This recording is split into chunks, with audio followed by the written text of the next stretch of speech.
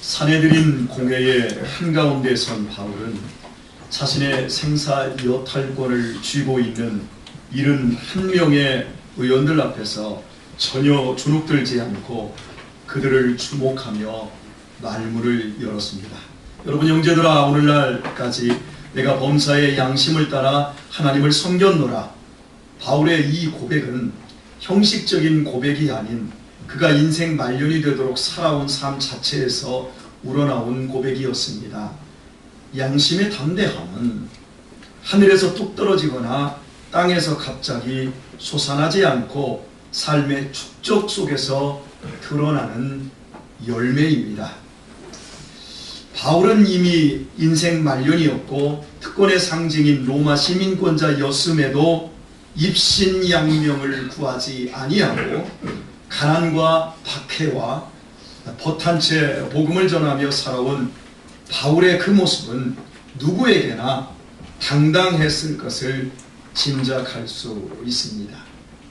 우리의 인생 말년에 우리가 세상을 떠나기 직전 우리의 양심이 이렇게 담대할 수 있어야 할 것입니다. 내가 범사의 양심을 따라 오늘까지 하나님을 섬겼노라 이렇게 말했을 때 공회 의장인 대제사장은 바울의 첫 마디 말이 끝나자마자 옆 사람에게 바울의 입을 치라는 명령을 내렸습니다. 유대인에게 입을 치는 것은 뺨을 때리는 것보다 더한 인격에 대한 최악의 모독이었습니다. 여러분들이 이렇게 제 설교를 경청하기 위하여 저를 바라봐 주시는데 너무 감사를 드립니다.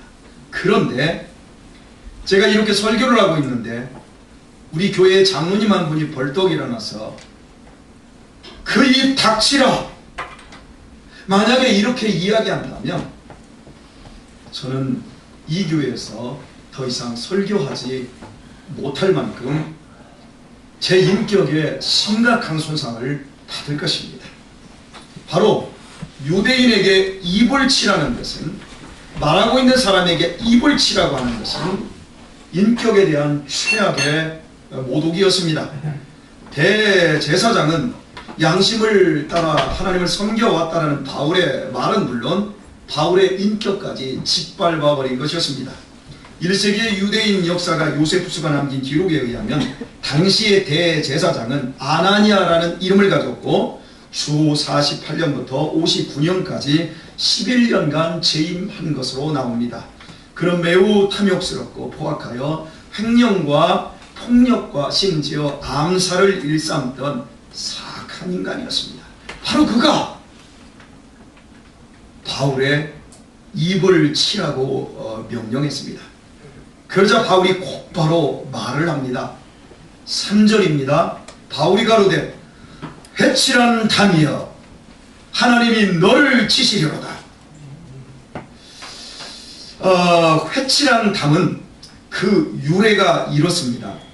유대인들은 우기가 끝나면 길가에 버려진 가난한 사람들의 무덤에 하얗게 횟가루를 뿌렸는데 이는 무덤을 치장하기 위함이 아니라 부정하게 여기는 무덤을 피해 가기 위함이었습니다.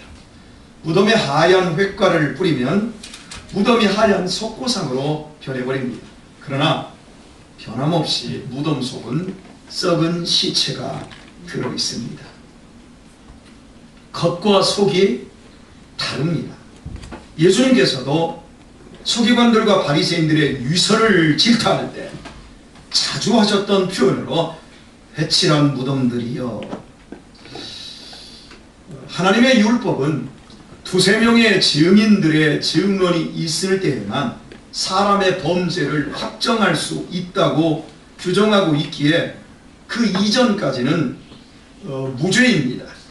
사내들인 공회는 율법을 토대로 구성된 국가회의체였고 대제사장은 율법을 신봉하고 율법이 잘 적용되도록 실천하고 관리하는 대표자였습니다. 하지만 대제사장이 도리어 율법을 어기고 처음부터 바울의 입을 치게 하여 바울을 죄인으로 다루었습니다. 그래서 바울은 하얗게 회칠한 담이 순결해 보이지만 그 담 너머에서는 온갖 추잡한 일들이 벌어지는 것에 빗대어 아나니아의 이중성을 회칠한 담으로 표현하면서 하나님께서 당신을 치실 것이라고 경고한 것입니다. 이때 곁에 있는 의원 한 사람이 끼어들어 하나님의 대제사장을 네가 욕을 하느냐? 감히 하나님의 대제사장에게 네가 욕을 할 수 있느냐며 질책합니다. 그러자 바울은 곧바로 나는 그가 대제사장인 줄 알지 못하였나라고 밝히며 너는 재판장을 모독하지 말며 백성의 지도자를 저주하지 말지니라는 출애굽기 22장 28절 말씀을 인용합니다.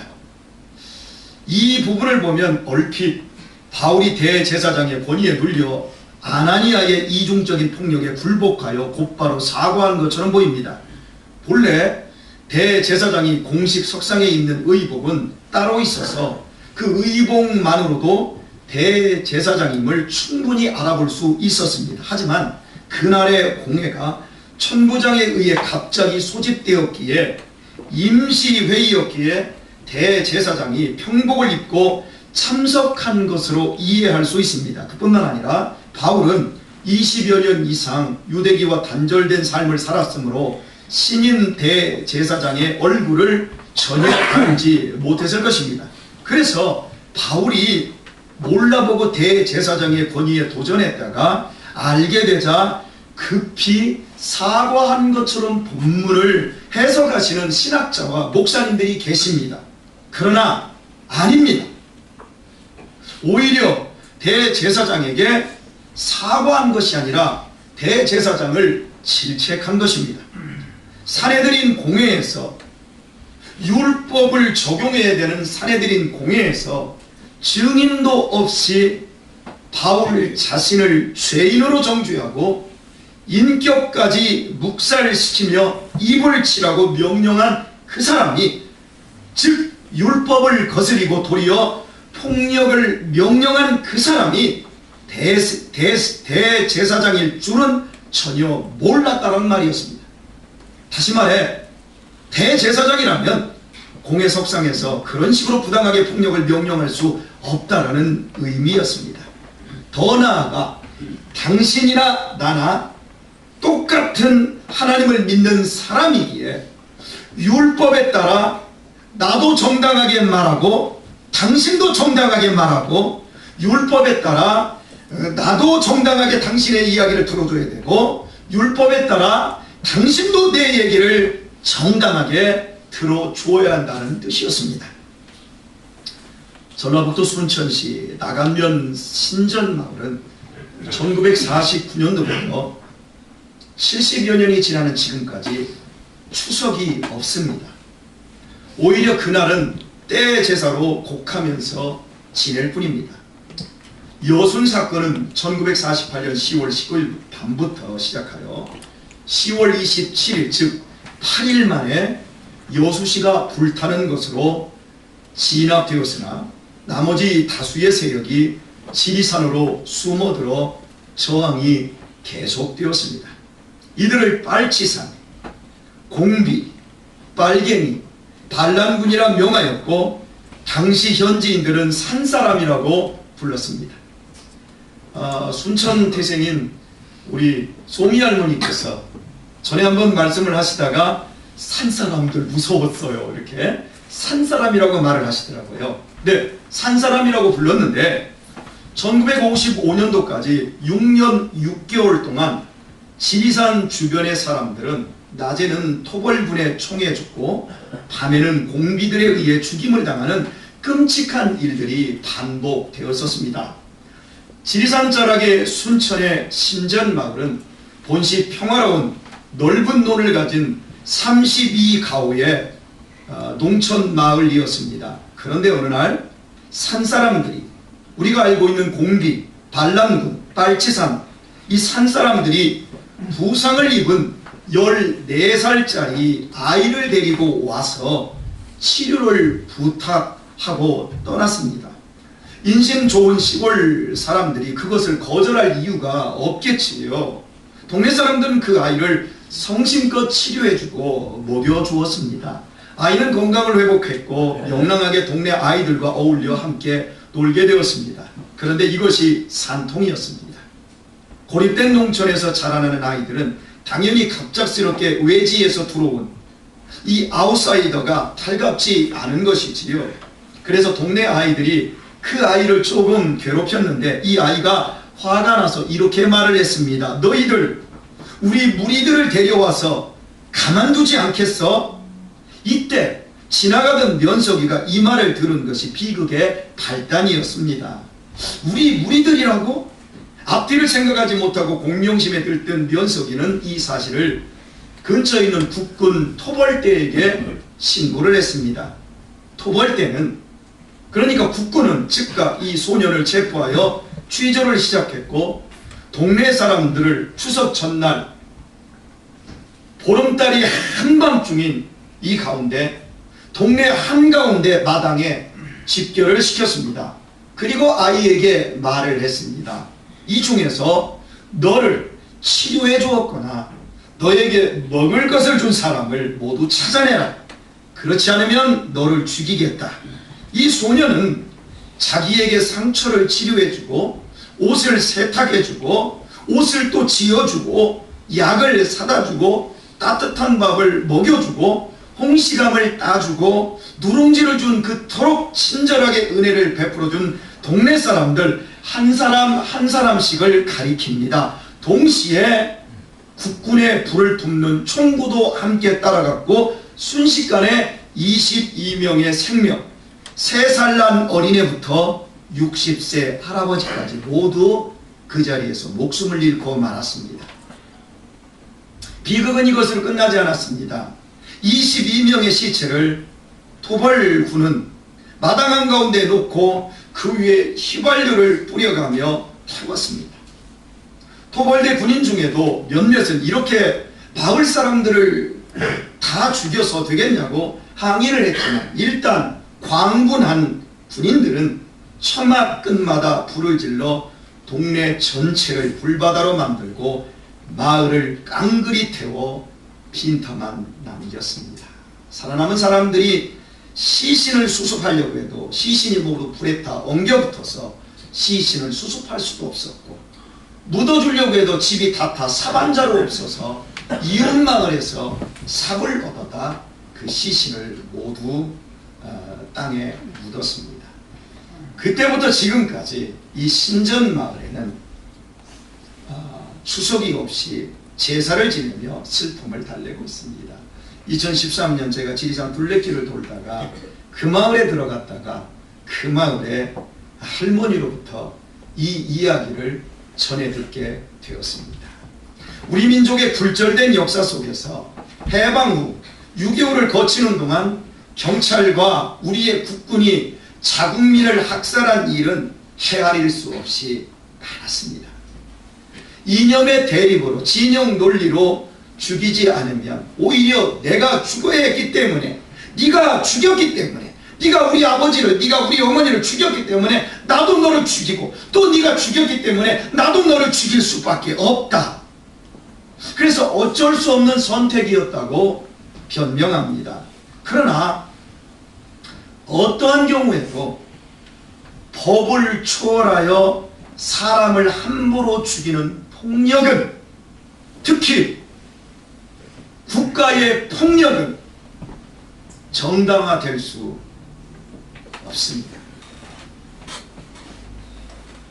네가 너를 알고 네가 나를 알면 너는 나를 죽일 수 없다라는 말이 있습니다.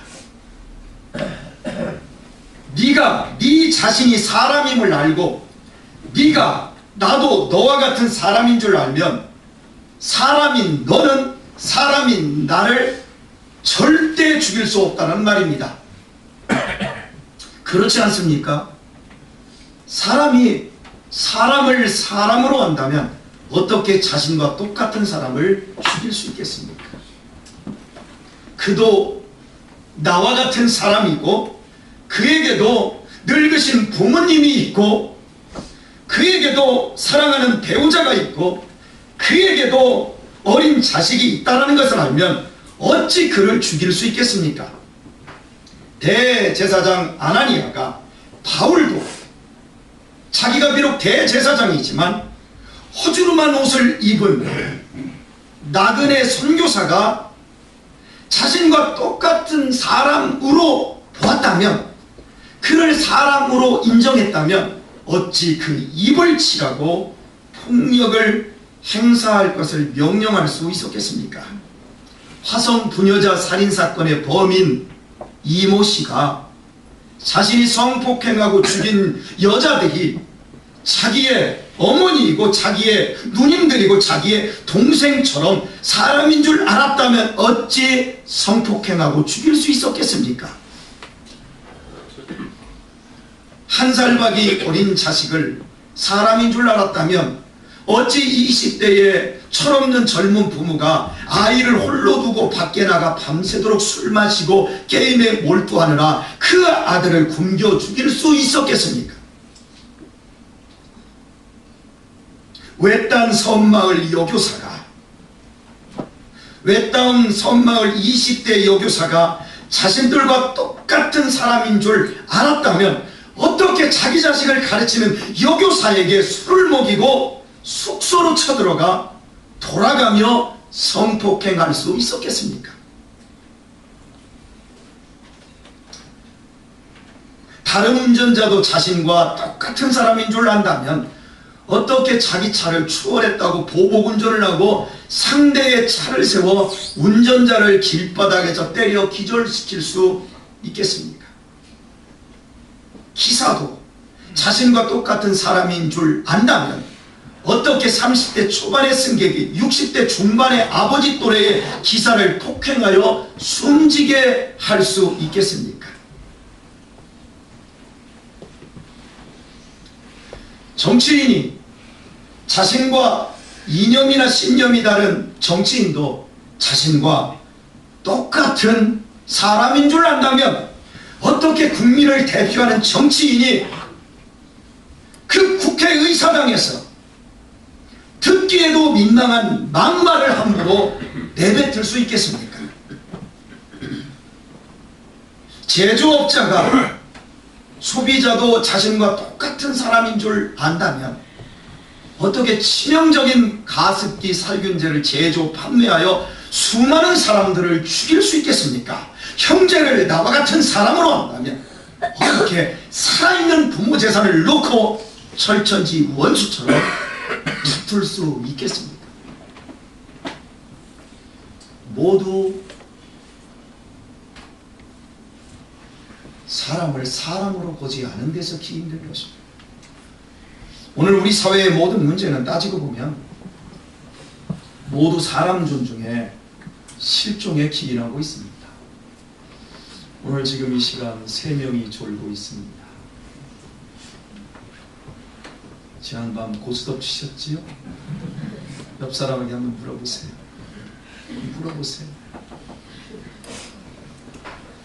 지금 이렇게 심각한 설교를 하는데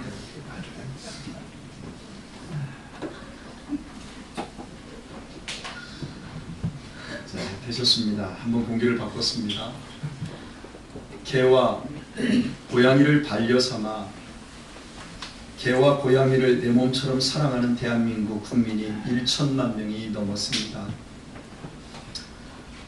우리 인구의 5분의 1이 개와 고양이를 반려자로 삼았습니다.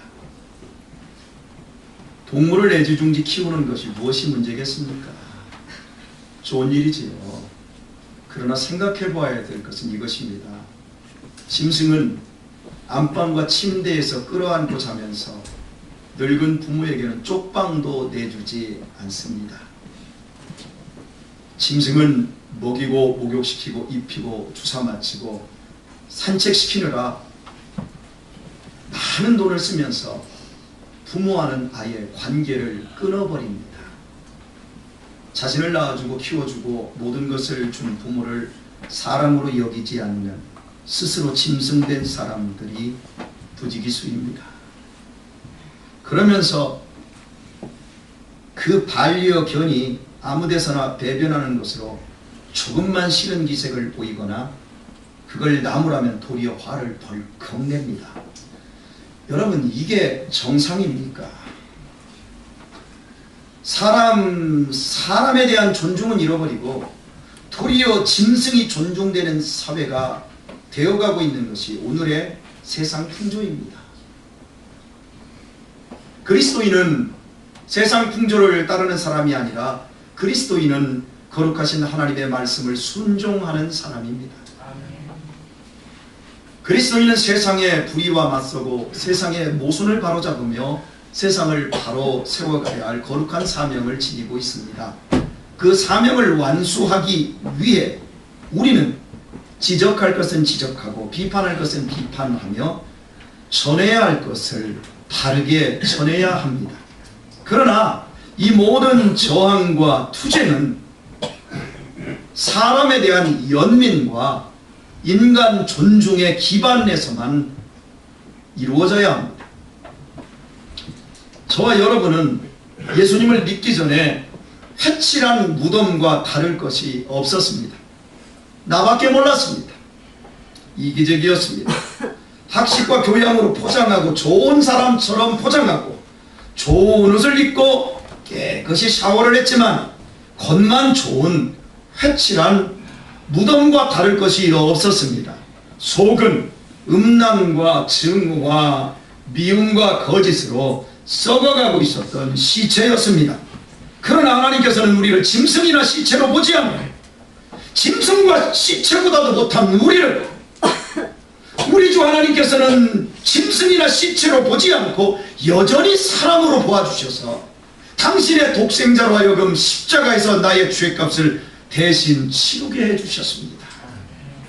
내가 온갖 죄악과 불의의 노예로 이 세상에 백해무익한 존재로 살고 있을 때 누군가가 나에게 연민을 느끼고 사람이 들어야 할 복음을 내게 전해 주었기에 오늘 내가 구원받은 주님의 사람으로 이 자리에 앉아 있습니다.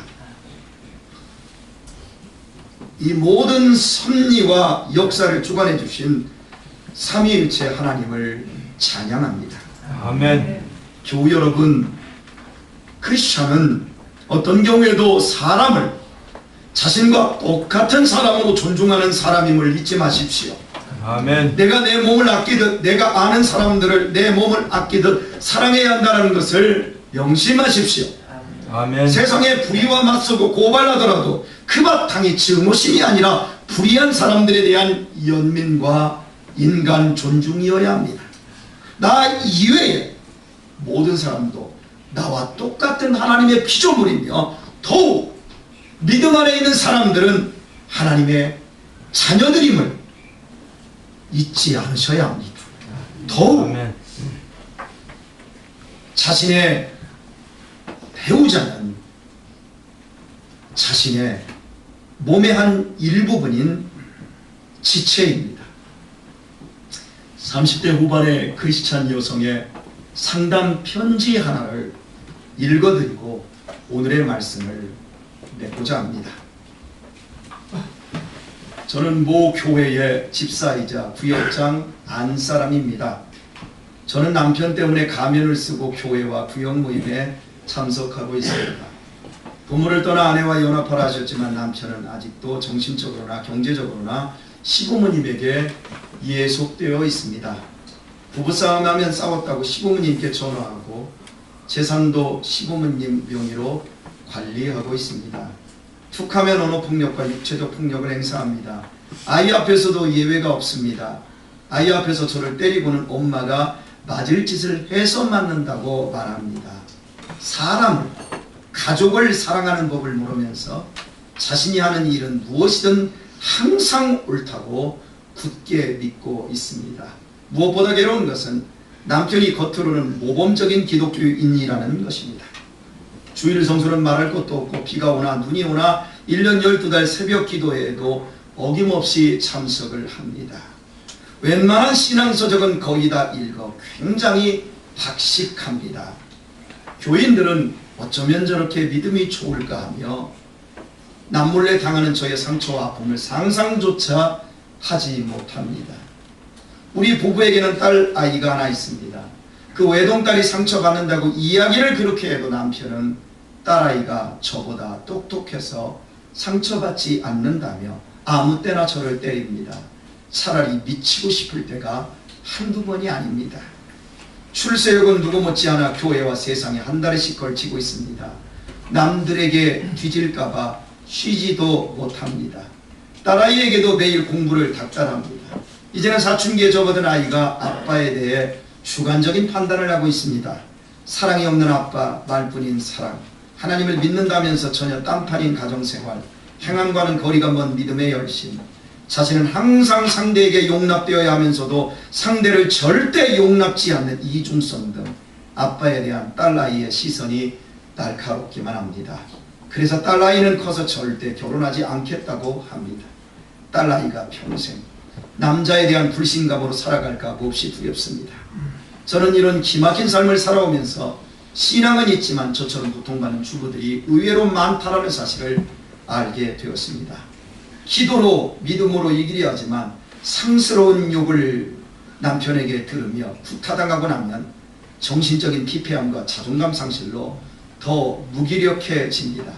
하도 멍청이라고 구박을 받아 제가 정말 하나님께도 아무 가치가 없는 존재로 여겨지면서 진짜 멍청한 상태로 살아가고 있습니다. 대체 목사님, 제가 어떻게 해야 될까요? 사랑하는 우리 교회 여러분, 거룩한 가운을 입고 바울의 입을 치라 명한 대제사장이 성경에만 있었던 것이 아닙니다. 회칠한 무덤과 같이 겉만 경건함으로 덧칠한 채 속에서 독을 품어대는 사람들의 이야기는 오늘에도 얼마든지 있습니다. 그것도 결코 멀리 있지 않습니다. 바로 여러분 앞에 있습니다. 제가 평소에 얼마나 인자하고 순우해 보입니까? 아닌가요?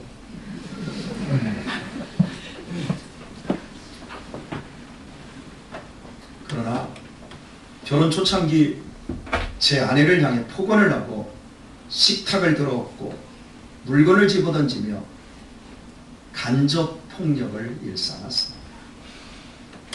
저는 회칠한 무덤이었습니다. 썩어가는 시신이었습니다. 화가 나면 제 아내를 나와 똑같은 사람이라는 사실을 망각했습니다. 그리고도 순우하고 인자한 얼굴로 계속해서 설교를 이어나갔습니다. 그렇게 포악을 부리고 나면 저는 저 영혼의 깊은 침륜에 빠졌습니다. 얼마나 내 자신이 비참하게 되었는지 모릅니다. 그러나 통안과 후회의 시간들 속에서 주님은 저의 회칠한 무덤 안으로 들어오셨습니다. 그리고 제 속을 은혜로서 치료해 주셨습니다. 그 결과 여러분이 보시고 아시다시피 제가 아내를 사랑하며 행복한 세월로 지난 10월 23일 20년의 결혼 생활을 함께 지어져 오게 되었습니다. 여러분은 다르지요? 여러분은 잘 살고 계시지요? 제가 그렇다고 지금 천사가 되었거나 성인군자가 된 것은 아닙니다. 아직도 한참이나 멀었습니다. 제가 주변의 사람들이 그럽니다. 저렇게 좋은 아버지가 어디 있어? 아이들한테 저렇게 잘하는 아버지가 어디 있어? 그런데 제가 좋은 아버지가 되기 위해 무척이나 노력을 하지만 실은 가끔씩 아이들로 인해 제 꼭지가 돌 때가 많이 있었습니다. 그러면 결혼 초에 왜 웃어요? 예, 결혼 초에 제 아내에게 했듯이 내 사랑하는 자녀들에게 폭언과 폭력을 휘둘렀습니다. 그것도 교육과 훈계라는 말로 말입니다. 정말이지 저는 아직도 가야 할 길이 너무 많이 남은 부족한 사람임을 매일같이 통감하고 있습니다.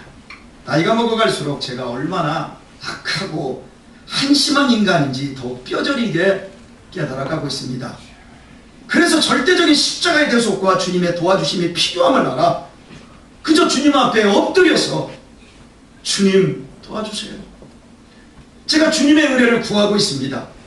제가 이렇게 못난 아버지임에도 불구하고 우리 아이들이 구김살이 없고 밝다는 것은 제가 너무나 감사한 일입니다. 특히 제 딸 하영이가 아버지를 존경하고 사랑한다는 표현을 할 때마다 미안하고 그러면서도 벅찬 감사로 눈물이 핑 돌 때가 많습니다. 어제 그저께 금요일 밤이었습니다. 저는 안양에서 회의를 하고 내려오고 있었고 제 딸은 학교에서 이제 오고 있었고 수원역에서 우리 딸을 만나서 함께 내려오게 되었습니다. 우리 딸과 함께 많은 이야기를 하면서 우리 딸의 얼굴을 제대로 바라보지 못할 만큼 미안하고 좋고 행복했습니다. 아빠 옆에서 미주알 고주알하며 이렇게 묻고 저렇게 묻고 하는 그 내가 키운 게 아닌데 모두 하나님께서 제가 부족했어도 은혜를 베풀어 주셨기 때문입니다. 하나님을 사랑하는 자, 곧 그 뜻대로 부르심을 입은 자들에게는 모든 것이 협력하여 선을 이루신다고 로마서 8장 29절에서 약속하신 말씀처럼 하나님께서 부르셨기에 하나님께서 합력하여 선을 이루어 주신 것입니다. 아멘. 그래서 저는 오직 제 자신에 대해서 하나님만을 찬양할 뿐입니다. 겉으로는 인자하고 뒤에서는 분노를 폭발시킨다고 우리가 구원에서 제외되어 지옥에 떨어질 영혼이 된 것은 아닙니다. 다만 무덤숲과 같은 자신의 내면의 더러움과 허물까지 주님께 맡기지 못하여 대제사장처럼 치유받지 못하고 있을 뿐입니다. 우리가 부름을 받아 믿음 안에 있는 한, 우리가 주님을 의지하는 한 반드시 주님께서는 우리의 내면까지 온전케 해주실 것입니다. 아멘. 고집과 미련함을 반드시 꺾어주실 것이고 교만과 폭력성을 부숴버리시고 주님의 마음과 주님의 인격을 품도록 역사하여 주십니다. 아멘. 그러므로 여러분에게 권면합니다. 여러분의 겉과 속이 다르다고 자기하지 마십시오. 여러분의 속이 썩어가고 있다고 고통하지 마시고, 천국은 누구의 것입니까? 애통하는 자, 심령이 가난한 자, 의에 줄이고 목마른 자의 것입니다. 아멘. 그러므로 여러분 더 하나님을 의지하시고 더 하나님께 도움을 구하셔야 합니다. 주님을 믿는 자에게는 불가능은 없습니다. 아멘. 주님을 의지하는 자에게 하나님의 사랑은 제한이 없는 복음입니다. 아멘. 말씀을 맺겠습니다.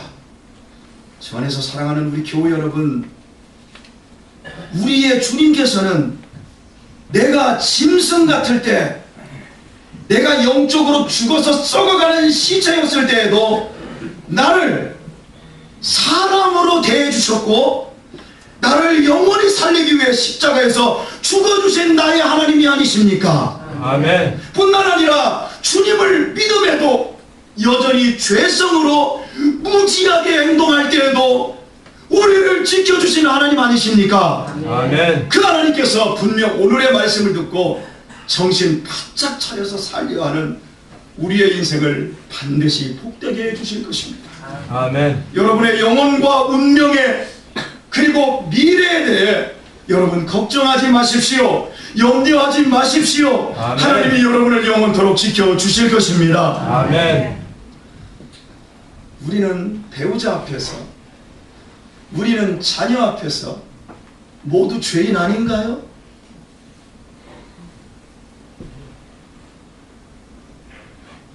저는 우리 하영이를 제대로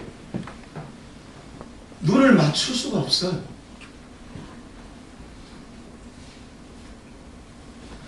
우리 모두는 잘한다고 잘했는데 결과적으로 잘한 것이 아닐 때가 많지 않나요? 우리 자녀들은 뭐가 그렇게 잘났어요? 부모를 향해서 어떻게 그렇게 여러분, 우리 자녀들이요, 여러분이 이 다음에 어른이 되어 보십시오.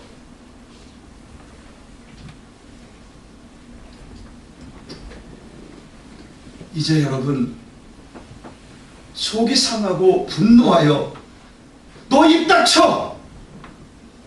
누구의 입을 치고자 한다면 내 자신의 입을 먼저 치도록 하십시다. 아멘.